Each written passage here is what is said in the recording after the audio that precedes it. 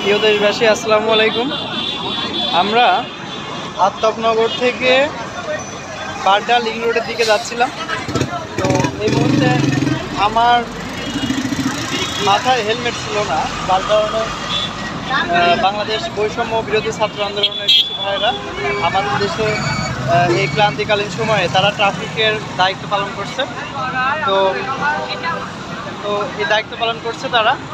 তো যার কারণে আমার মাথায় হেলমেট না থাকার কারণে আমার মতো যারা আরও ভাই আছে তাদেরকে তারা হচ্ছে দেশের প্রতিটা নিয়মকানুন শৃঙ্খলা মানার জন্য আমাদেরকে তারা দাঁড় করাইছে।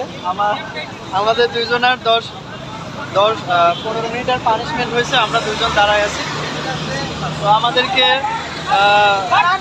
আমাদের সম্মানের খাতিরে আমাদেরকে বিস্কুট দেওয়া হয়েছে। আমরা বিস্কুট খাচ্ছি, এখানে দেখেন পানি রাখা আছে। তো আমাদের মতো আরও অনেক ভাই আছে এখানে, অনেক মোটরসাইকেল বাইকার যাদের মাথায় হেলমেট নাই। তো আসলে আমাদের মাথায় হেলমেট না থাকার কারণে আমরা আজকে এই শাস্তিটা পেলাম। আমাদের কাছে খুবই ভালো লাগছে যে আমাদের দেশ নতুন একটা সূচনার দিকে আগাচ্ছে। তো আমরা আমাদের এই ভাইয়ের প্রতি খুবই কৃতজ্ঞ এবং অভিনন্দন ভাই। আসলে আমাদের দেশের নতুন আইনের শাসন আমরা যদি না মানি সরকার কিছু করতে পারবে না। আমাদের জায়গায় আমরা ঠিক থাকি, সবাই ঠিক থাকবে। ধন্যবাদ। জি, ইনশাল্লাহ। তো ইনশাল্লাহ অনেক দিন পরে, অনেক নিপীড়ন দমনের পরে আমরা আমাদের নতুন স্বাধীনতা ফিরে পেয়েছি।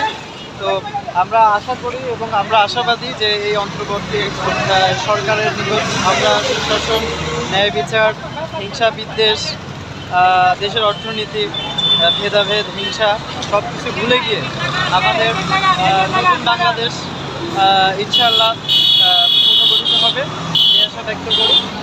আমরা সবাই চাই যে আমাদের দেশে সুশাসন তৈরি হোক, ন্যায় বিচার প্রতিষ্ঠা হোক, দুর্নীতিমুক্ত হোক।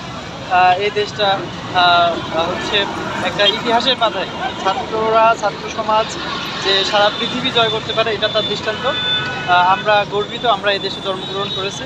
আমরা এই ক্লান্তিকালীন সময়ে আমরা এই জিনিসটা নিজে দেখে উপলব্ধি করতে পারছি। এর জন্য মহান আল্লাহ তাআলার দরবারে আমরা হাজার হাজার শুকরিয়া।